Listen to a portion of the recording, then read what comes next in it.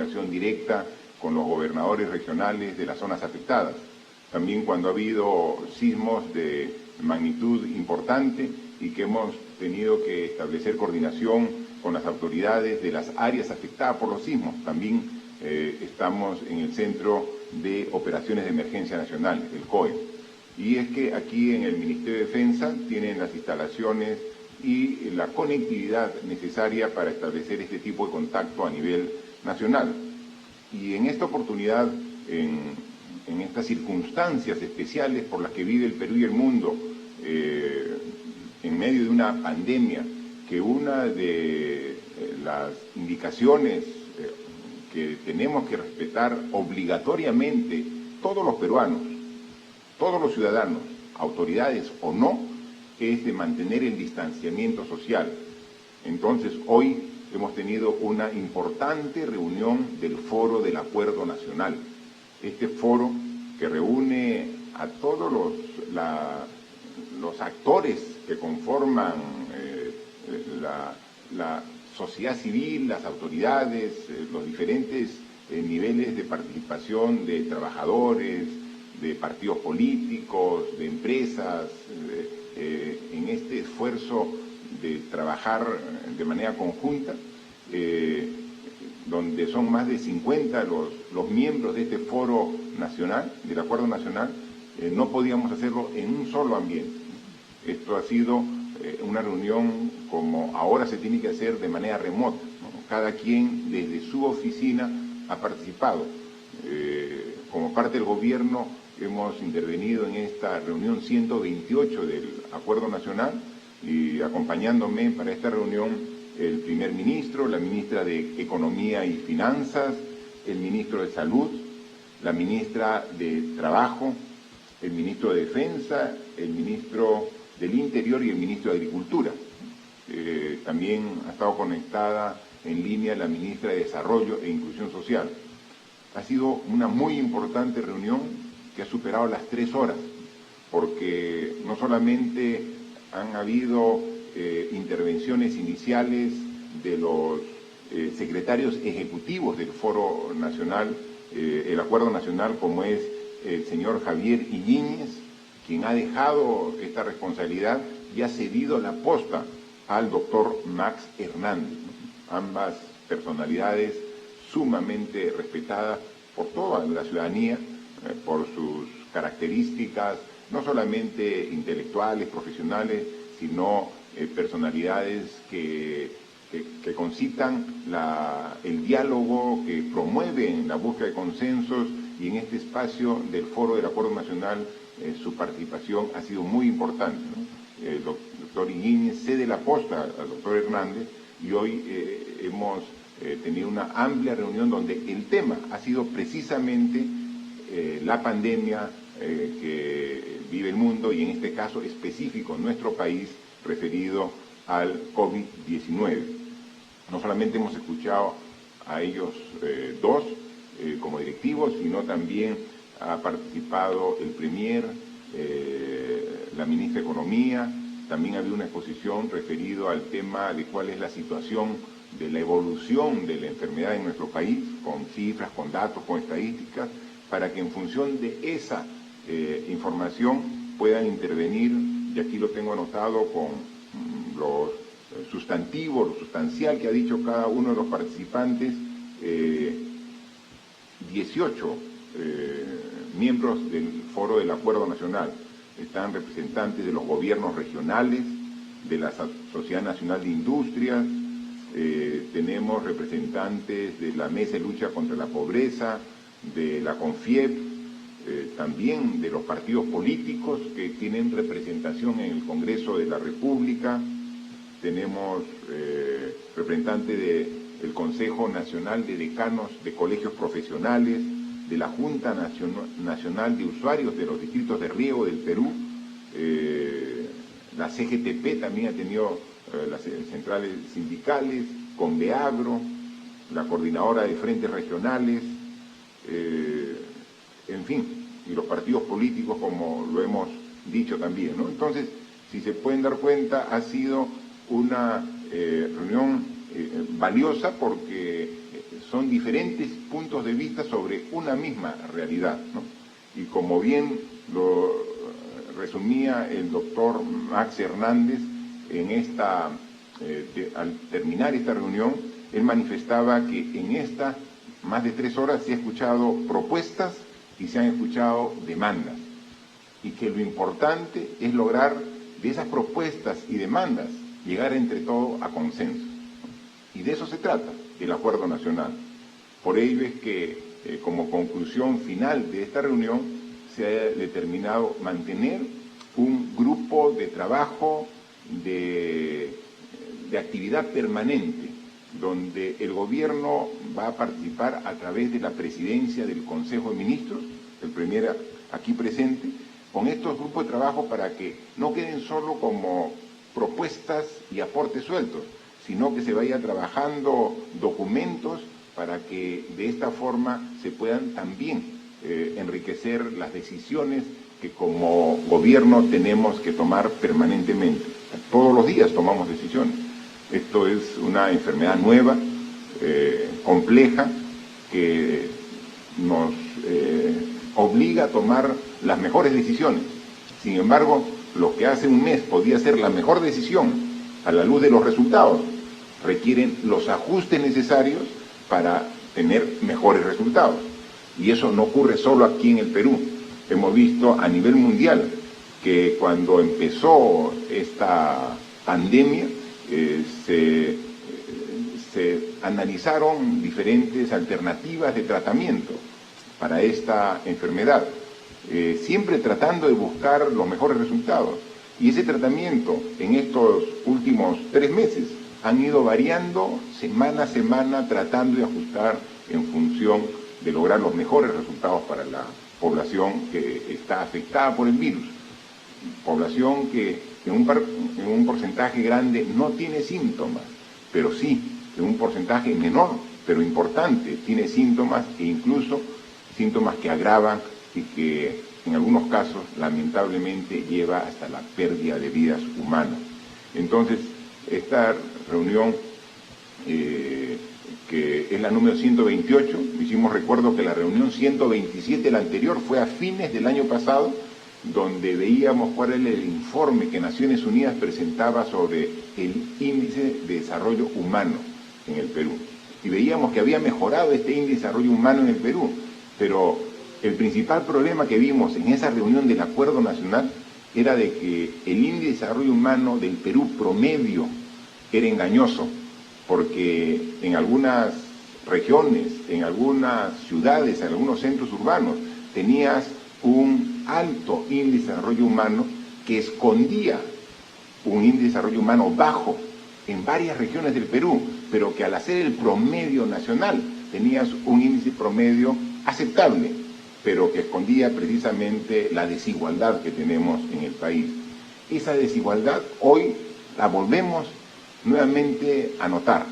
Vemos regiones en el Perú que los efectos del coronavirus, del COVID-19, no son tan fuertes, ni tan complejos, ni devastadores como en otras regiones.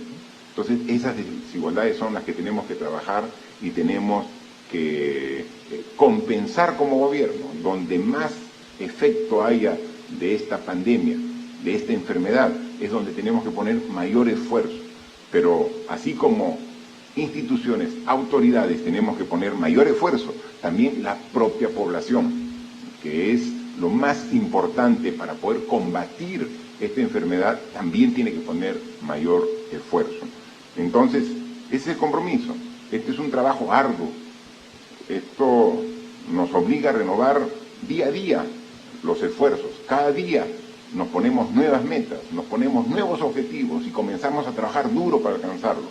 Vamos encontrando algunos resultados que dan cierta luz de esperanza y eso nos fortalece, pero también vemos algunos resultados que no son necesariamente los que esperamos, pero eso no nos desanima, también nos fortalece, porque tenemos que seguir trabajando hasta lograr el objetivo.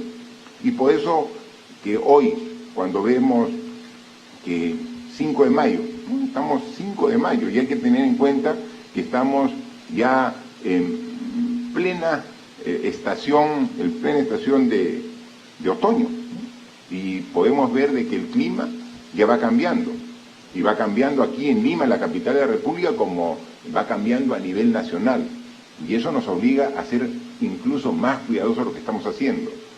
Estamos a mes y medio del inicio del invierno, ¿no? Y el invierno ya de por sí trae friaje, trae heladas, que todos los años, sin coronavirus, genera problemas en la salud de las personas. Entonces, la situación de entrar a una temporada fría, sumada a una enfermedad como la que estamos sufriendo en el Perú y en el mundo, hace que tengamos mucho mayor cuidado. Estamos trabajando en ello. Ya hay algunas alertas de heladas en algunas regiones del país, y entonces tenemos que seguir trabajando, y eso no hace otra cosa que obligarnos a redoblar los esfuerzos en cada una de las acciones que hacemos. La información que nos dan al día de hoy es que ya hemos superado las 400.000 personas muestreadas. Hace poco más de un mes hablábamos de 20.000 personas muestreadas, imagínense, y ahora tenemos más de 400.000, y la cantidad de muestras diarias que hacemos en personas es ya alrededor de 20.000. Hemos superado incluso la meta que nos habíamos propuesto inicialmente con el Ministerio de Salud, y eso nos muestra resultados como que a la fecha tenemos 51.189 pruebas que han arrojado como positivos, ¿no? Y que de esas 51.000 pruebas positivas tenemos 5.509 pacientes que se encuentran hospitalizados en los diferentes hospitales de salud, del MINSA, de Lima, de regiones, de las Fuerzas Armadas, de la Policía. Y hay ya 709 pacientes que están en las unidades de cuidados intensivos. Pero todavía seguimos incrementando la oferta de camas UCI. Y esta semana van a llegar el primer lote de los ventiladores mecánicos que fueron adquiridos al inicio de esta enfermedad, y adicionalmente también ya se ponen en servicio los primeros ventiladores mecánicos que han sido producidos aquí en el Perú, ¿no? La Marina de Guerra ya saca el primer lote y lo pone a disposición de los hospitales del Perú esta semana, y también se incorporan ya el primer lote de ventiladores que se compraron en China y que la semana pasada ya los entregaron. En consecuencia, cuando vemos que la cantidad de disponibilidad de camas UCI se va acortando, disminuyendo, otro esfuerzo más nos permite ampliar la oferta, como decíamos, para llegar en esta semana hasta las 1.000 camas UCI para poder seguir atendiendo. Sin embargo, el gran problema que tenemos es que en algunas regiones ya estamos llegando al límite de camas UCI y de hospitalización, y por eso estamos llevando hospitales de emergencia que se montan rápidamente para seguir atendiendo a la cada vez mayor cantidad de pacientes que requieren esta atención. Nos referimos principalmente a dos regiones del país, que es la región de Loreto y la región de Lambayeque. Los ministros, los equipos de trabajo permanentemente están yendo a esas dos regiones para atender una situación muy delicada, y que seguiremos poniendo todo nuestro esfuerzo para poder atenderlo. Dentro de la evolución de la enfermedad en nuestro país, hoy también hubo una corta exposición sobre más o menos la curva de cómo se ha ido dando en estos 51 días que estamos del estado de emergencia, y que estamos prácticamente 60 días, 2 meses, desde que se anunció el primer caso. Recuerden, el 6 de marzo se dio el primer caso y hoy estamos 5 de mayo. Hace 2 meses se dio el primer caso, y hay 2 láminas nada más que quisiera destacar para que los puedan ver ustedes y toda la población, que una investigación llamemos científica, independiente, habían hecho sobre el análisis de la data que tenemos en estos 2 meses en el Perú, ¿no? Ustedes pueden ver que aquí hay una lámina y que ustedes la tienen en la pantalla de sus televisores, donde se ven las 3 tipos de curva, ¿no? Y podemos ver que hay una curva que es la más alta, la que tiene el pico más alto. Ese pico más alto es la curva de qué pasaría, qué hubiera pasado en el país si no hubiéramos hecho nada, ¿no? Si es que simplemente nos enteramos de que llegó el COVID-19 dentro de nuestras fronteras y no hacíamos nada. Entonces, la evolución de contagiados y luego de hospitalizados y luego de fallecidos iba a tener este tipo de curva, ¿no? La curva más alta. Luego se tomaron decisiones el 15 de marzo, drásticas, extremas. Declarar un estado de emergencia es una decisión excepcional, y entonces se logró de que la curva no sea la curva más alta, sino esta curva que está en rojo, que es una curva que tiene menos pico en su altura, ¿no? Y luego hemos seguido tomando decisiones para que esta incluso baje un poco más. ¿Lo hemos logrado? Sí. Al nivel que quisiéramos todavía no, y por eso es que necesitamos seguir esforzándonos. Uno, en función del modelo matemático que use, puede encontrar cuántas personas hubieran fallecido si no hubiéramos tomado ninguna decisión, ¿no? Este análisis dice que podrían haber fallecido hasta 83.000 personas y que con una trayectoria, porque seguirían los fallecimientos a llegar a más de 400.000 personas, ¿no? Es una proyección, ¿no? Si uno hace otro análisis, otro modelo matemático, puede que no sean 80.000, que sean 60.000, o sean 50.000 o 100.000. Lo que sí todos coinciden, que si no hubiéramos hecho nada, no estaríamos hablando que a la fecha tenemos lamentablemente hoy 1.444 personas que han fallecido producto del COVID-19 confirmado, ¿no? La información que nos reporta el Ministerio de Salud. Si no se hubiera hecho nada, seguramente eran 50.000, 60.000, 80.000. Eso puede obedecer a diferentes tipos de análisis, pero sí sería muchísimo más, y eso es lo que se ha evitado con el esfuerzo de todos los peruanos, de todos, el esfuerzo de usted, de nosotros, para poder contener un avance de contagio altísimo, ¿no? Porque el contagio se mide con un factor que los estudiosos lo llaman el factor R, el factor R. El contagio, si el factor R es 1, quiere decir que cada persona positiva contagia a una persona. Es decir, ahí la epidemia se mantiene, ni aumenta ni disminuye. Si el factor R de contagio es más de 1, quiere decir que está aumentando cada día más el número de contagiados. Entonces, como es lógico, el objeto es hacer todo el esfuerzo para que R sea menor de 1, para que cada vez haya menos contagiados. Seguirán habiendo contagiados menos, y eso es la segunda lámina que también ya se ha expuesto en el foro del Acuerdo Nacional. Y ahí pueden ver las diferentes etapas en las que hemos estado nosotros en estos últimos 2 meses, ¿no? ¿Qué pasaba el 15 de marzo cuando se tomó la decisión? El R en el Perú era de 3, es decir, cada persona que estaba contagiada con el COVID-19, en promedio, contagiaba a 3 personas.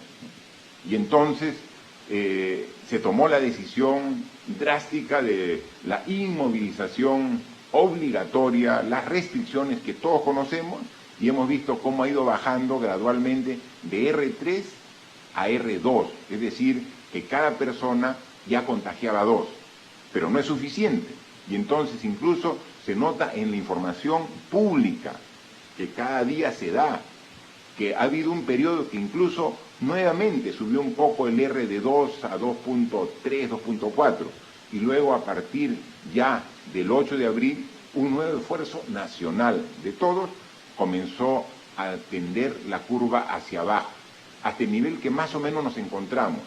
Estamos aproximadamente en un R de 1.4 actualmente.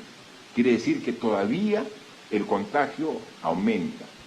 No a los niveles del inicio, que contagiaba R3, es decir, cada contagiado positivo a 3 personas, pero estamos todavía por sobre el R1, y ese es el esfuerzo que tenemos que hacer. Entonces, todavía este esfuerzo no lo hemos concluido. Entonces, tenemos que continuar en este esfuerzo de lograr contener esta epidemia. ¿Hemos avanzado bastante? Claro que hemos avanzado bastante, ¿no? Y por eso hemos tenido resultados que son completamente diferentes a los que hubiéramos tenido si no hubiéramos hecho nada. Pero todavía falta ubicar, como todos hemos visto, cuáles son los sitios donde hay gran aglomeración de gente, y ahí es donde está el contagio. Hemos visto en las entidades bancarias, en los bancos. Tenemos que todos hacer un esfuerzo para no hacer estas grandes concentraciones. Sabemos la importancia de poder cobrar el bono económico que como gobierno estamos dando, pero hemos dado varias alternativas para que no necesariamente tengan que ir al banco.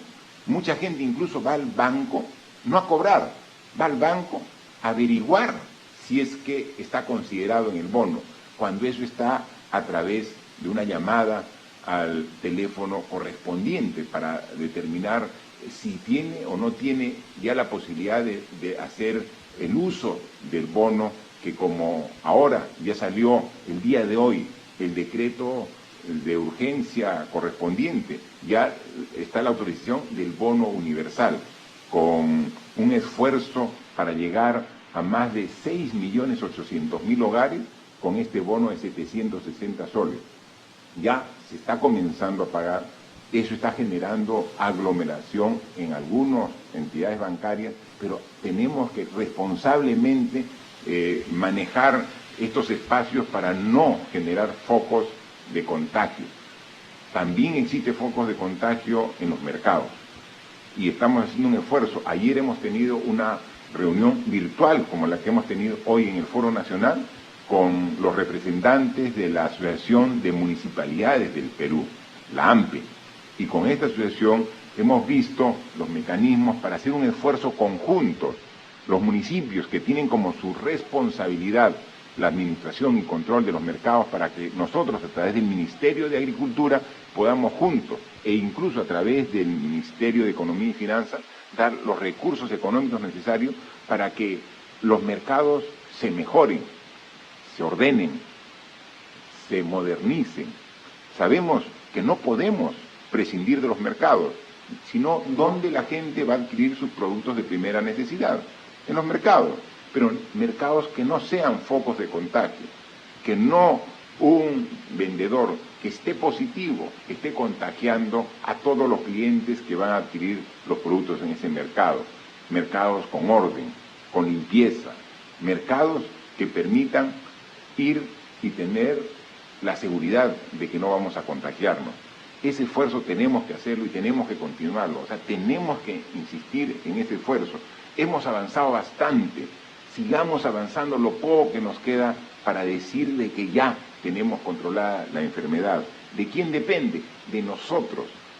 Vemos gente que cada vez más circula por las calles. No hemos aún terminado el estado de emergencia, no hemos llegado también al objetivo que tenemos de la tasa de contagio menor a 1. Entonces, ratifiquemos nuestro esfuerzo. Hemos visto de que la gente masivamente cuando sale lleva sus mascarillas, pero muchos las llevan y no se las colocan o se las colocan mal. Un esfuerzo de responsabilidad de todos, depende de nosotros, nadie más de nosotros, para poder terminar este último tramo que nos falta para poder superar esta difícil enfermedad. Motivo importante de esta reunión también, y se ha dedicado varios minutos a la ministra de Economía y Finanzas para que pueda exponer ante todos los integrantes del Foro Nacional todas las medidas que hemos hecho en estos 50 días. Medidas para apoyar a las instituciones de salud, es decir, cómo fortalecemos nuestra respuesta en salud, las medidas que hemos tomado para dar recursos para que nuestra policía, nuestras Fuerzas Armadas puedan dar la seguridad del caso. Hemos también, y ha hecho un resumen la ministra de Economía y Finanzas, de todo el esfuerzo que estamos haciendo para atender a las personas, porque si no está desarrollándose con normalidad las actividades económicas, las familias no tienen los ingresos necesarios y suficientes para mantenerse, y estamos haciendo diversos tipos de esfuerzos, no solamente el bono, sino también la disponibilidad de recursos que son de los propios trabajadores que tenían en algunas cuentas para que puedan disponer en esta época de crisis, en esta época de emergencia. Todo eso se ha explicado y también se ha tomado conocimiento, pero no solamente lo que ya hemos hecho, sino lo que planteamos hacer para que en este proceso, en la medida que vamos llegando a tener una tasa de contagio menor de 1, poder ahí también gradualmente y con el cuidado necesario, verificado, poder algunas actividades comenzar a iniciarlas para generar fuentes de trabajo que requiere toda la población. Pero ese es un proceso gradual. Quizás se entendió de que en esta semana, por ser la primera semana de mayo, comenzaba la actividad y se generó una expectativa con presencia mucho más de lo normal de personas, de ciudadanos en las calles de Lima y de las diversas regiones del país. No, esto es un proceso gradual y conforme vaya acreditándose de que está garantizada la seguridad de una actividad para que se evite el contagio con el desempeño de esa actividad, recién ahí se podrá. Por eso hemos dicho, es en el transcurso del mes de mayo que nos hemos puesto como tarea reinicio de algunas actividades. Hay que incidir en los focos de infección, mercados, bancos y también en el transporte público. Estamos haciendo esfuerzos para, con el Ministerio de Transporte, el Ministerio de Agricultura, con el sistema financiero, ver qué medidas adicionales tomamos para evitar que esos focos de contagio sigan manteniendo alta la tasa a nivel nacional. Para ello seguimos trabajando en diferentes aspectos y dos normas importantes que hemos aprobado en Consejo de Ministros y que paso a informar, es un decreto legislativo, es un proyecto de ley que hemos aprobado en Consejo de Ministros para que el Congreso lo apruebe. Hoy hemos ingresado este proyecto de ley al Congreso de la República para, a instancias del Ministerio de Justicia, dar algunas modificaciones y facilidades para que el Poder Judicial pueda hacer un análisis de estos más de 30.000 personas que están privadas de su libertad, pero que no están sentenciadas, que están en las cárceles, pero están sin sentencia, están en calidad de procesados. Entonces, en este momento, donde debemos analizar la problemática de diversos sectores, la problemática del INPE es una de las problemáticas que hay que darle una atención especial. Como Ejecutivo, estamos ya en un proceso de conmutación de penas sin indultos a personas sentenciadas, pero que por sus características pueden salir. Ya salió el primer grupo de personas, mujeres que están en situación con niños menores de 3 años ahí en la prisión, con sus hijitos pequeños, o mujeres que están embarazadas, o que están con enfermedades preexistentes que pone su situación muy comprometida, su situación de salud. Entonces estamos nosotros viendo, pero estamos trabajando con las personas que están sentenciadas, pero tenemos más de 30.000, que es más del 30% de las personas privadas de su libertad que están en condición de procesar. Para eso es que hemos presentado un proyecto de ley que esperemos que el Congreso de la República rápidamente lo apruebe para que el Poder Judicial pueda intervenir en esta situación tan delicada muy pronto, con la urgencia que se requiere esta situación. Adicionalmente, hemos aprobado un decreto de urgencia, específicamente el decreto de urgencia 1476, referido a la educación privada. Lo que queda absolutamente claro es que en el corto y mediano plazo las clases no pueden ser presenciales. Los alumnos de inicial, primaria, secundaria, de educación técnica superior, de educación universitaria, van a tener que hacer todavía por un buen tiempo las clases a distancia. Hemos hecho un gran esfuerzo a través del Ministerio de Educación para que estas clases en todas las instituciones públicas se hagan a través de Aprendo en Clase. Hemos visto los mecanismos y estamos trabajando con los docentes para que interactúen con los alumnos y sabíamos que al inicio iba a ser complejo y difícil, pero poco a poco la misma necesidad está generando los mecanismos de mejora continua para tener un dictado de clases que sea aceptado por los alumnos, por los padres de familia y en general por el sistema educativo. Pero la educación no solamente es la educación pública, también hay educación privada. Y había muchas quejas de padres de familia sobre que la educación privada, considerando que también es remota, un análisis simple concluye de que es menos costo y en consecuencia debería haber una disminución en la pensión de los estudiantes. Algunos colegios lo han hecho, otros no lo han hecho. Otros colegios han hecho una disminución de la pensión mínima, casi imperceptible. Y entonces, ¿cuál es lo correcto? ¿Cuánto debe de descontarse a la pensión de pasar a una educación presencial a una educación a distancia?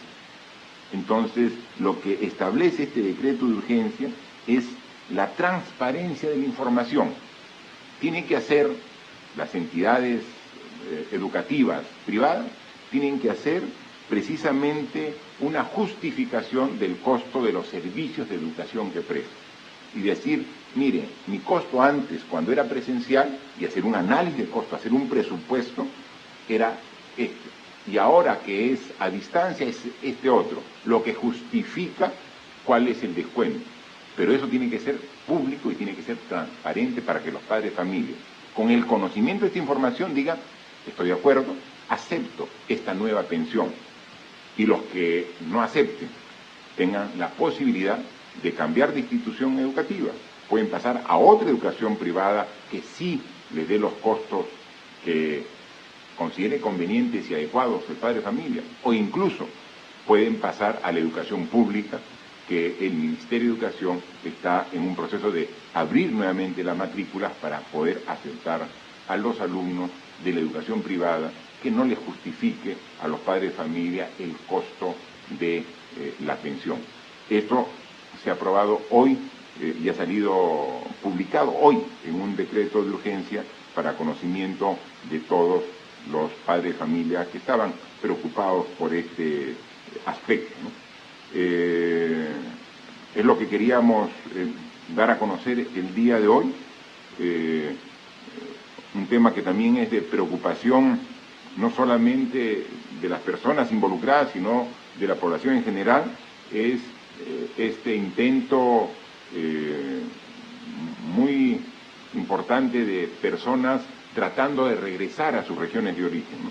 Estamos cada vez mejorando la forma de articulación entre nosotros como gobierno y los gobiernos regionales y también ya involucrando a los municipios para que puedan recepcionar a sus paisanos, a sus coterráneos que quieren regresar a sus lugares de donde salieron alguna vez, seguramente con otro tipo de expectativas de vida, de trabajo, y ahora quieren regresar porque esta situación de crisis, de emergencia, es compleja para todos y en consecuencia ya esta coordinación que al inicio fue difícil y que permitía el retorno de pequeñas cantidades de ciudadanos, y a través de un esfuerzo de la PCM, del Ministerio de Ambiente, que le hemos delegado esta responsabilidad a la ministra Fabiola Muñoz, ya se ha logrado trasladar a sus regiones de origen a más de 19.000 personas.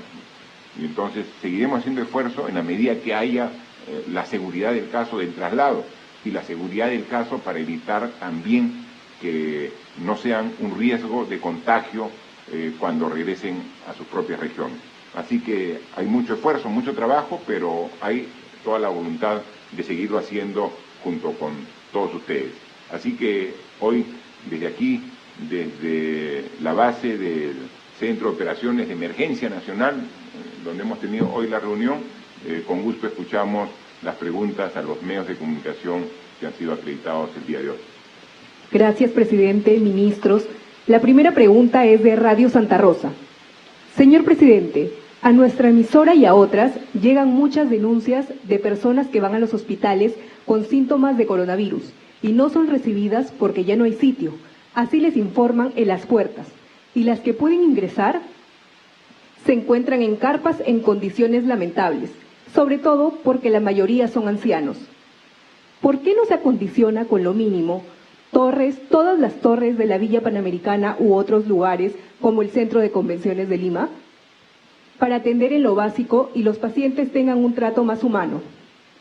Por otro lado, en las calles de Lima, desde el día de ayer, se ve a miles de personas caminando y negocios atendiendo a media puerta o de manera ambulatoria, como si ya hubiera terminado la cuarentena. ¿Se va a tomar alguna medida? Si la curva sigue en forma ascendente, ¿cabe la posibilidad de volver a tener una cuarentena rígida? Muchas gracias. Sobre el tema y el procedimiento para el tratamiento de las personas que tienen síntomas y que van a los hospitales, por favor nos los explica el ministro de Salud. Gracias, señor presidente. Esta es una oportunidad para recordar de que el 11 de marzo, o sea, casi 2 meses, hace ya 2 meses, se presentó el primer caso de COVID-19 en el Perú. Y en estos 2 meses nosotros hemos tenido 55.189 casos positivos que han llegado a nuestros servicios, generando una enorme tensión, tanto para la atención ambulatoria como para la atención hospitalaria. Tenemos hoy día 709 personas que se encuentran en ventilación mecánica.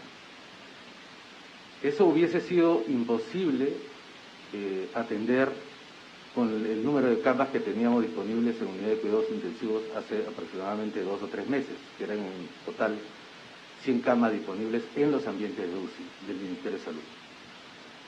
Hoy día estamos próximos, en aproximadamente el 15 de mayo, debemos llegar a la meta que nos habíamos planteado de tener 1.000 camas de unidad de cuidados intensivos operando. Pero no solamente hemos ampliado nuestra capacidad de atención en unidad de cuidados intensivos, sino también en la hospitalización. Solo en Lima, habiendo utilizado y habiendo habilitado 4 torres, se ha llegado a ampliar en 1.600 la capacidad de hospitalización de Lima, adecuando esas 4 torres. Este es un proceso progresivo y seguramente vamos a ir ampliando tanto con las otras torres como en el centro de convenciones que se ha mencionado en la pregunta y otras áreas que también están identificadas y están en pleno proceso de desarrollo del proyecto. Además, nosotros en el esfuerzo de ampliar las camas, ampliar la hospitalización, también hemos tratado de ampliar al máximo la capacidad de respuesta de la consulta externa, porque no todos los pacientes necesitan hospitalización. Entonces llegan a través de lo que se llama el triaje en los hospitales, y estos han sido ampliados en casi todos los hospitales, no solo de Lima, sino de todas las regiones del país. En todos los lugares Ciertamente no se puede hacer las pruebas moleculares ni las pruebas rápidas debido a que nuestro volumen de pruebas se utiliza tanto para los hospitales como para hacer la búsqueda activa de pacientes en la comunidad. Vamos, después de recibir las llamadas telefónicas, tenemos que ir casa por casa, además de los grupos especiales. No en todos los lugares, ciertamente, se puede garantizar el mismo nivel, la misma calidad de atención, debido a que muchas de estas camas inclusive son adaptadas para poder atenderlo. Este sistema de adaptación, un sistema ya, como usted ha descrito, precario, ha servido para que todos podamos poner a disposición los servicios que teníamos en distintos niveles. Estamos en plena epidemia y el impacto que está teniendo en los servicios, ciertamente en algunos lugares genera enormes molestias porque la calidad no es la adecuada, no es la esperada, pero ciertamente el esfuerzo que estamos haciendo para atender este inmenso número de pacientes es significativo y ciertamente trataremos de hacerlo cada vez mejor. Muchas gracias, ministro. Efectivamente, todo esfuerzo que hagamos ahora tenemos que ponerlo a servicio y luego aumentarlo, sumar, ¿no? Ya Salud, que tenía la responsabilidad de habilitar 2 torres más, ya cumplió, están listos para entrar, son 800 camas más y tenemos que seguir viendo. En Lima, con las torres de la Villa Panamericana y la ampliación que está haciéndose en los diversos hospitales grandes que hay en Lima, está sirviendo para atender la mayor demanda que se ha dado en las últimas 2 semanas. Estamos haciendo ahora el mismo esfuerzo en las principales regiones del país. Ese es el trabajo de todos los días. Nosotros hemos sido claros desde el inicio. Cuando comenzó dijimos que ¿cuántas camas UCI teníamos? 100. Actualmente, ahora hemos dicho que hay más de 700 personas en UCI. ¿Qué pasa si no hubiéramos hecho nada? Si no hubiéramos contenido primero el contagio de esta enfermedad. Hubiéramos requerido pues varias decenas de miles y seguiríamos con nuestras 100 camas. Ahorita ya tenemos una oferta que supera las 800 y que en esta semana queremos llegar a más de 1000. Entonces es un trabajo de todos los días, pero no solamente es en UCI, sino también en las camas de hospitalización. Y que la semana pasada, recuerden que hemos dado ya un nuevo protocolo de tratamiento para que los pacientes desde que ingresen puedan tener un tratamiento que hemos visto con la experiencia que está funcionando y que en gran medida evita que empeoren los pacientes. No en todos, porque el comportamiento de cada persona es diferente, pero sí en un porcentaje importante. Entonces, ese es el esfuerzo, o sea, tratar de evitar de que las personas empeoren. Pero mientras que eso ocurre, seguimos aumentando la capacidad de respuesta de los hospitales en hospitalización y también en UCI. Y también mi pregunta, ¿y qué pasa? ¿Por qué hay más gente en las calles? Miren, es un tema de responsabilidad de todos los peruanos.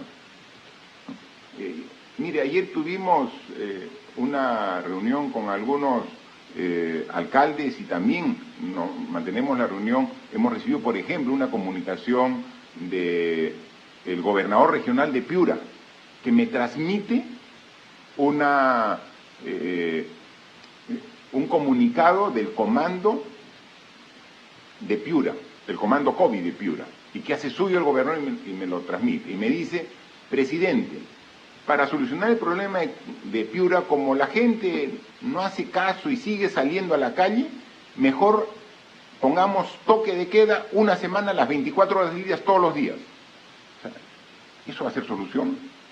O sea, impedir de que salga la gente las 24 horas del día, por 7 días de la semana, esa no es solución. Entonces, eso es, de alguna manera, decir, pongo mi futuro en manos de las Fuerzas Armadas, cuando el futuro está en manos de nosotros. O sea, el futuro está en manos de los ciudadanos. Es que yo voy a hacer tanto caso como policías hay en la calle. Yo voy a responder y voy a obedecer si hay fuerzas armadas. Si hay tanques, ya no salgo. O sea, así vamos a combatir una enfermedad tan compleja. O sea, es un tema de responsabilidad, porque soy responsable, no salgo. Y si salgo, salgo con las medidas de seguridad. Pero decir, miren, para cumplir las medidas necesito que haya más militares. Para hacer caso requiero más policías. O sea, por favor, ahí requerimos la participación de todos, las autoridades y la población. O sea, es un tema de responsabilidad. Entonces, no es que pongan más policías, pongan más efectivos de las Fuerzas Armadas para poder cumplir, y ahí ya no salgo. O sea, cuando salimos, no estamos engañando a la autoridad, no estamos engañando al policía, no estamos engañando al soldado, nos estamos engañando nosotros, y estamos contagiando. Y después vemos hospitales abarrotados, después vemos UCIs abarrotados, después vemos cantidad de personas fallecidas. O sea, ¿y por qué no relacionamos personas fallecidas con irresponsabilidad en las calles? Esa es la relación directa. ¿Hemos mejorado? Claro que hemos mejorado. Y por eso yo siempre felicito el esfuerzo enorme de la mayoría de la población. Miren cómo hemos mejorado si no hubiéramos hecho nada. Pero tenemos, no ahora, no es que se levante el estado de emergencia y regrese a la normalidad. Ya no hay normalidad. Es una nueva convivencia con esos parámetros que hemos dicho. No es que se levante el estado de emergencia y dejo de usar mascarilla en la calle, que se levantó el estado de emergencia, ¿qué hacemos? Que ya se levanta, una fiesta. No hay reuniones sociales, no podemos juntarnos hasta que no esté derrotada la enfermedad y que esta epidemia o pandemia, porque ya es a nivel global, sea derrotada o con una cura o con una vacuna. Como faltan meses para llegar a cura o vacuna, tenemos nosotros que ser los que tenemos que combatirla, con nuestra distancia, con nuestra protección, con nuestras medidas de higiene. Con eso la combatimos, así de simple. ¿Y de quién depende? De todos los ciudadanos, de nadie más. De nosotros depende que podamos combatir esta enfermedad. La segunda pregunta es de Radio Chévere desde Huaraz. Señor presidente, Huaraz no cuenta con un hospital de nivel para afrontar los casos de COVID-19, debido a las exigencias técnicas del PRONIT y los sucesivos actos de presunta corrupción que han dejado las gestiones de los gobiernos regionales anteriores. ¿Es posible que el Ejecutivo pueda destinar un presupuesto para su construcción post-COVID? Al igual que la región Loreto, el Hospital de Huaraz no cuenta con una planta para producir oxígeno y eso empeora la capacidad de respuesta de los profesionales de la medicina. ¿Es posible un trabajo articulado entre el gobierno central y el gobierno regional para efectuar su implementación? La situación de los establecimientos penitenciarios han generado un alto grado de hacinamiento, por lo cual se requiere de urgentes medidas sanitarias. En Huaraz ya son 4 los internos fallecidos. ¿Es posible la atención de una urgente reforma del sistema penitenciario para evitar esta situación?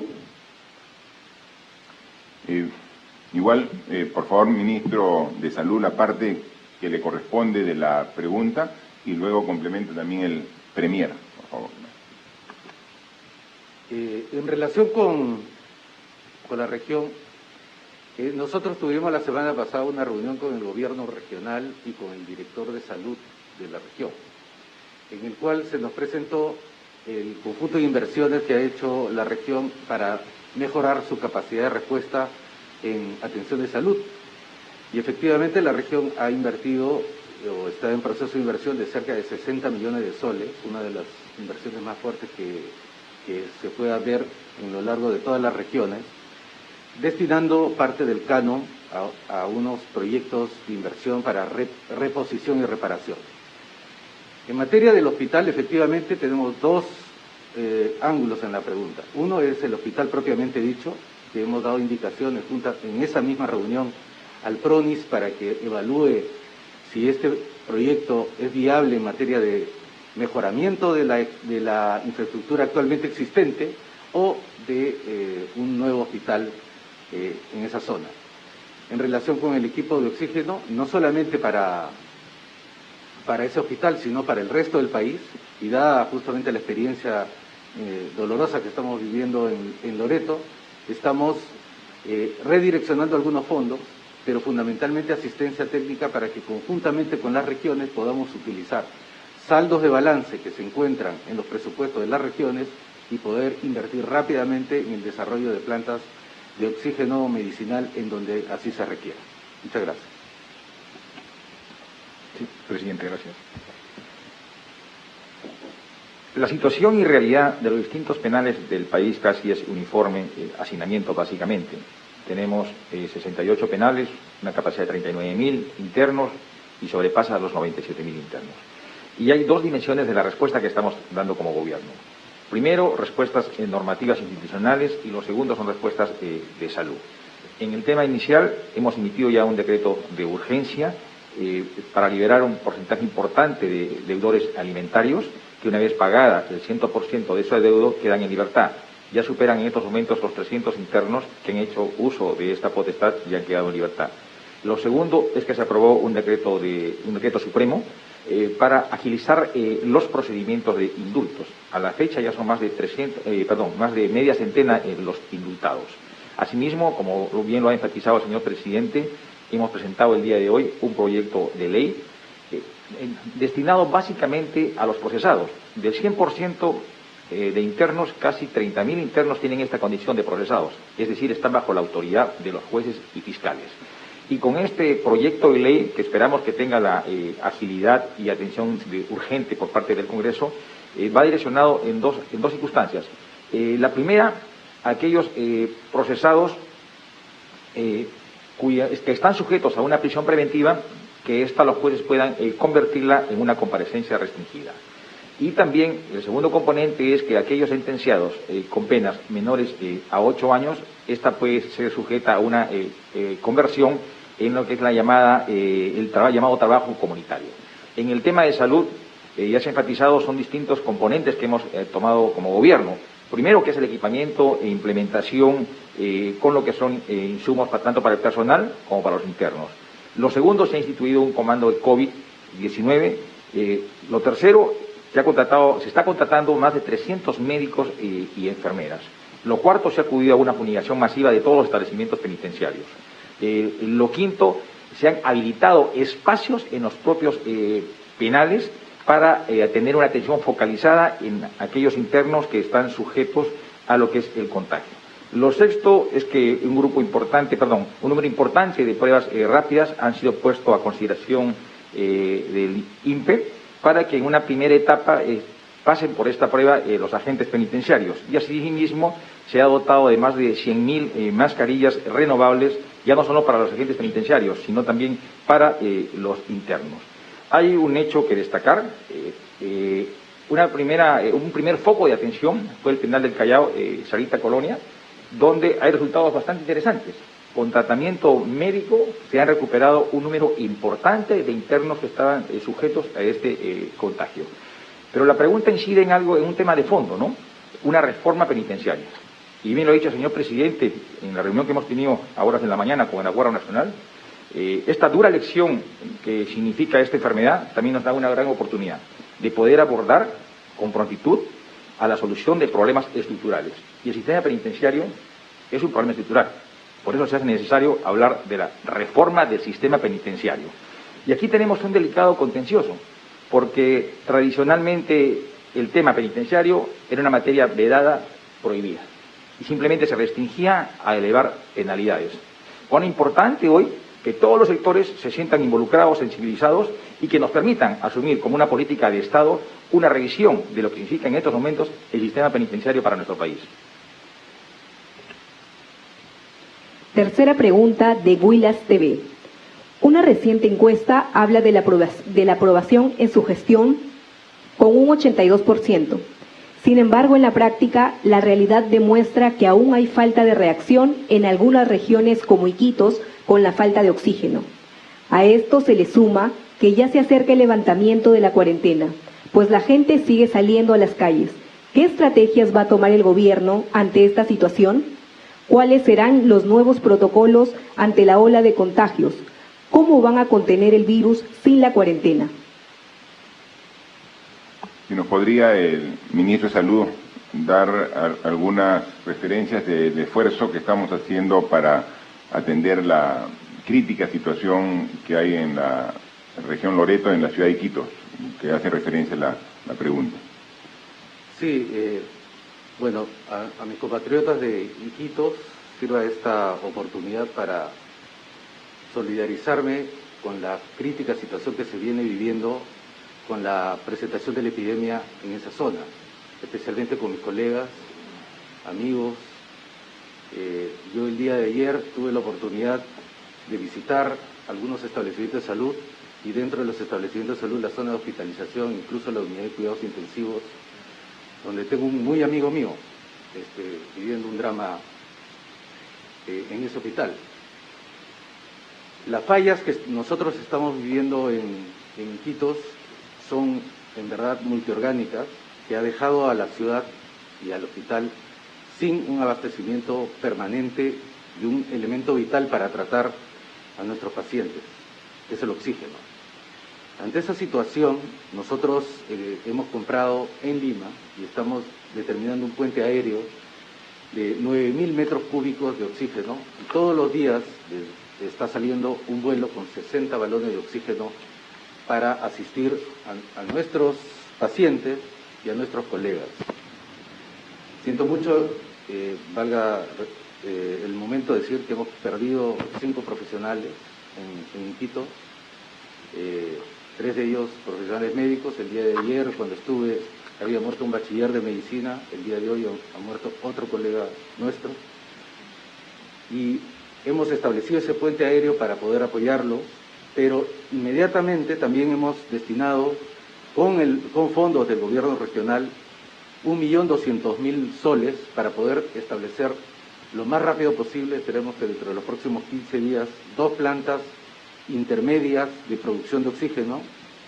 Hemos, junto con el Ministerio de Defensa y con la ministra de Producción, que también estaba ahí, hemos evaluado la habilitación de 2 plantas que se encuentran en Andoas y en Trompeteros para transformarlas rápidamente en productoras de oxígeno. Hacen oxígeno comprimido en este momento, pero se puede habilitar, según nos han informado, para producir oxígeno medicinal.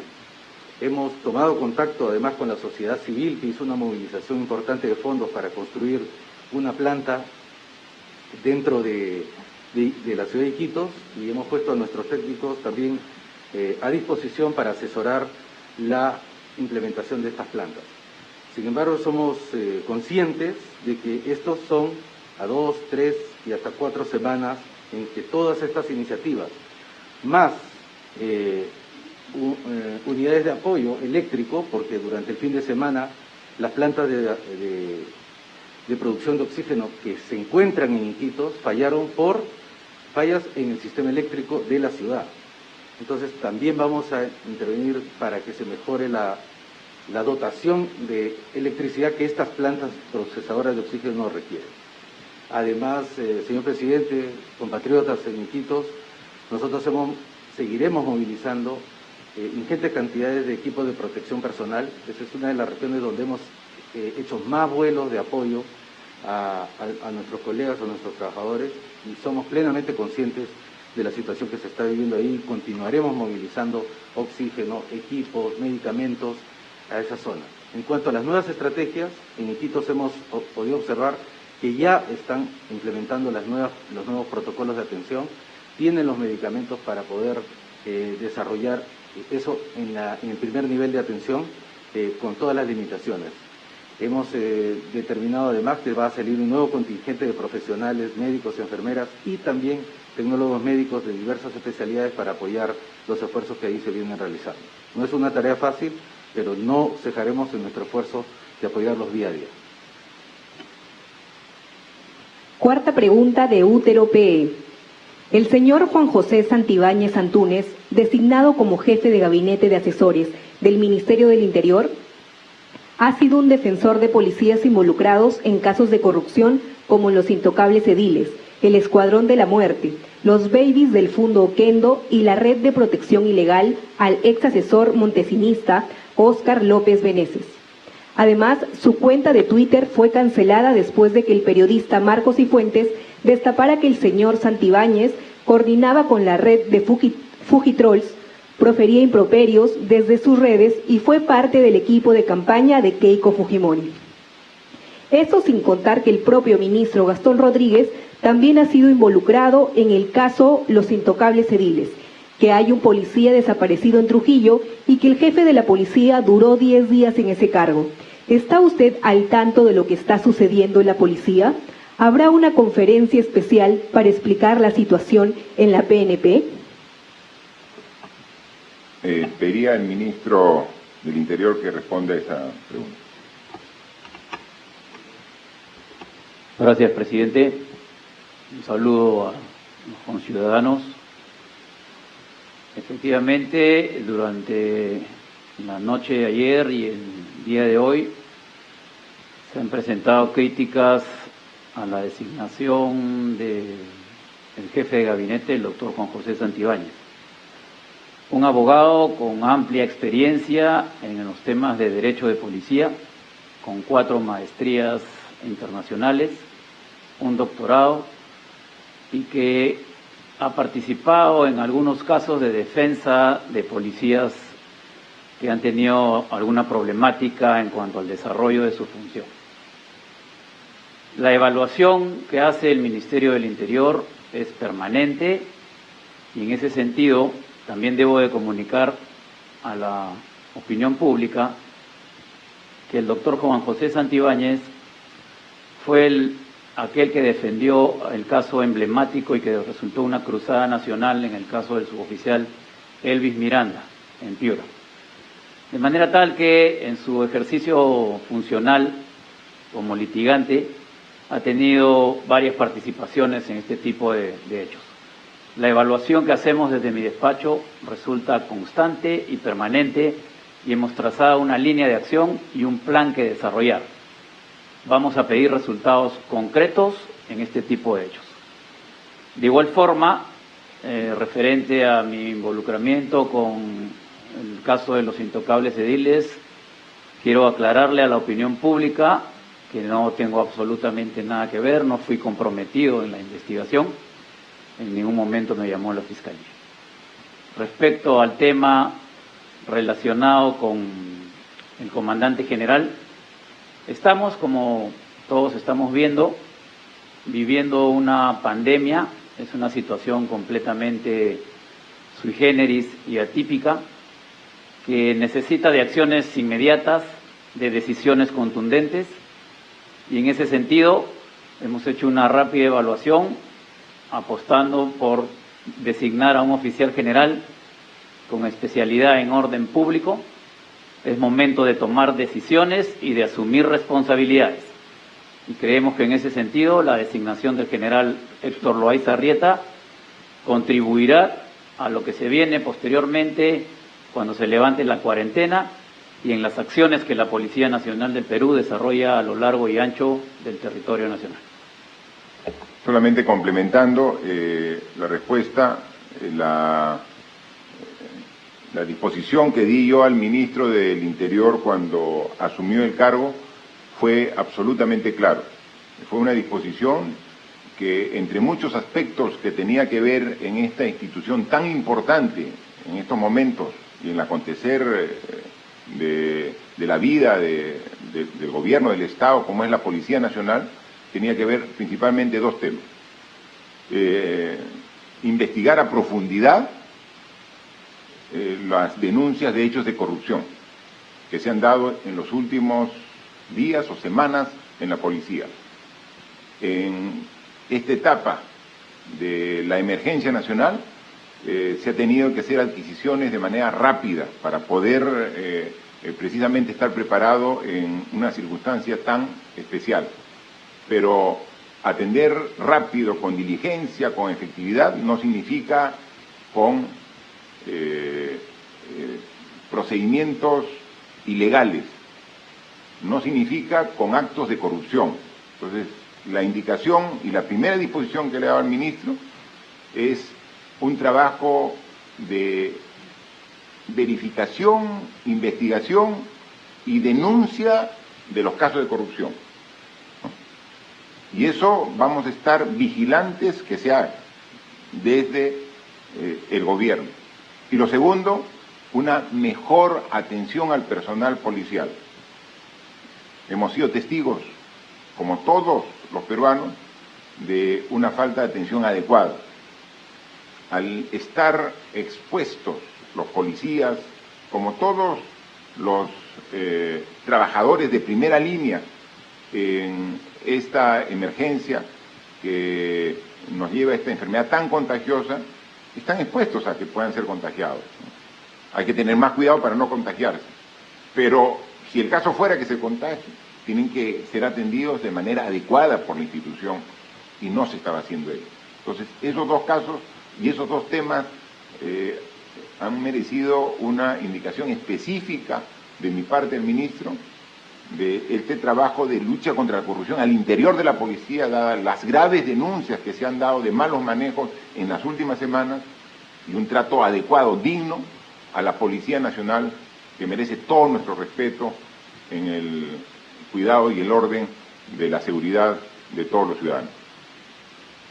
Última pregunta de Radio Madre de Dios desde Puerto Maldonado.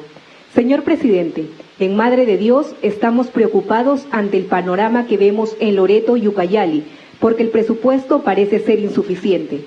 En Madre de Dios, ninguno de los distritos están considerados en los quintiles de extrema pobreza, siendo excluidos de ayudas comunidades en extrema pobreza que más lo necesitan. Hay una demanda insistente por parte de nuestros pueblos indígenas para que se establezca un plan de emergencia de atención específica a sus comunidades. Sabemos que muchas de ellas, por su lejanía, no tendrán acceso ni a un respirador, ni a una UCI, ni a un balón de oxígeno. ¿Cuáles son las medidas concretas para atender esta región periférica como es Madre de Dios? ¿Se ha elaborado ya el plan de emergencia COVID para estas comunidades indígenas amazónicas? ¿Cuándo se va a activar? De igual manera, por favor, pido al ministro de Salud para que responda los temas que atañen a su responsabilidad. En relación con las comunidades y pueblos indígenas del Perú, conjuntamente con el Ministerio de Cultura, el Ministerio de Desarrollo e Inclusión Social, el Ministerio de la Mujer y Poblaciones Vulnerables y el Ministerio de Salud, hemos elaborado justamente un plan para poder intervenir y proteger a estas comunidades, y que incluyen la participación de las mismas. La intervención, sin embargo, depende de la capacidad de la organización del sistema de salud en cada uno de estos lugares, sea Loreto, Ucayali, San Martín, Madre de Dios, entre otras. La capacidad para movilizar los recursos se mide de manera conjunta con los gobiernos regionales y las direcciones de salud. El desarrollo de la implementación de estas actividades tiene diferente nivel de evolución. En el caso de Loreto, por ejemplo, esta ya está, justamente el día de ayer estuve en una conversación con el doctor Minaya, director de la región de Loreto, para ver cómo estaba la implementación de este plan, y se encuentra digamos, en pleno desarrollo. En el caso de Madre de Dios, debido a que todavía la epidemia está en sus fases iniciales, el desarrollo de las mismas no es tan avanzado como en Loreto o Ucayali. El plan no solamente incluye la atención, por supuesto, sino por lo que se ha mencionado, por la lejanía, tiene un fuerte énfasis en la prevención y en el diagnóstico temprano.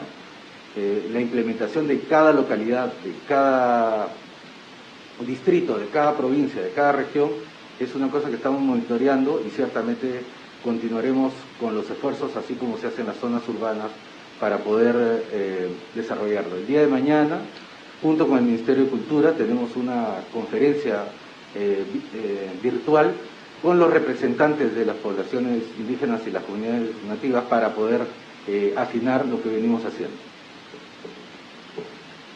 Muchas gracias.